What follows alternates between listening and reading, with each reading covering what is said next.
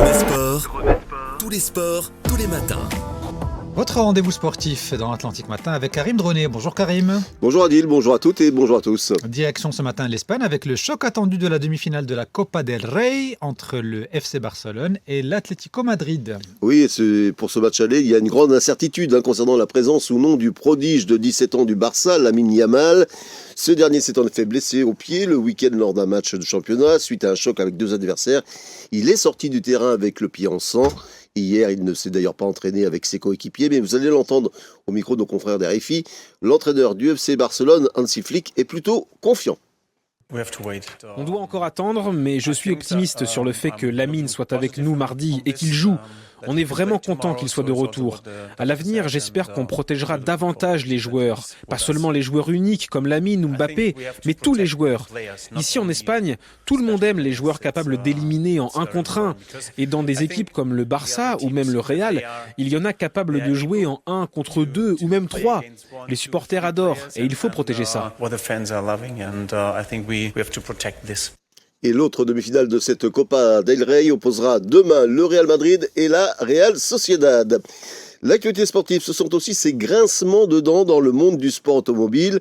Les pilotes de rallye se sont en effet dressés hier contre les amendes exorbitantes imposées par la Fédération internationale de l'automobile, auxquelles ils s'exposent en cas de grossièreté. Ils rejoignent ainsi leurs homologues de la Formule 1 qui sont soumis aux mêmes sanctions. L'association des pilotes et des copilotes dit s'interroger sur la pertinence et la validité d'une quelconque sanction dans une lettre signée donc par une trentaine d'acteurs du rallye, dont le champion du monde français et ses 8 couronnes, Sébastien Ogier, et le tenant du titre Thierry Neuville. Et puis sanction attendue aussi pour le président de l'Olympique de Marseille, Pablo Longoria, est convoqué demain par la commission de discipline de la Ligue de football professionnel après ses propos contre l'arbitrage français à l'issue de la défaite de l'OM à Auxerre samedi dernier. Le dirigeant espagnol, qui devrait connaître sa sanction dès demain soir, avait notamment parlé de corruption après le match Auxerre-Marseille perdu 3-0 par l'équipe phocéenne, avant de regretter ses propos dans un entretien accordé hier à l'agence France Presse. Pour conclure, un record en NBA, c'est celui de Nikola Jokic qui a permis à Denver de terrasser Indiana. Les détails avec Victor Missistrano de la rédaction sport d'RFI. 19 comme le nombre de passes décisives du basketteur Nikola Jokic cette nuit dans la victoire de Denver face à Indiana 125-116 en NBA.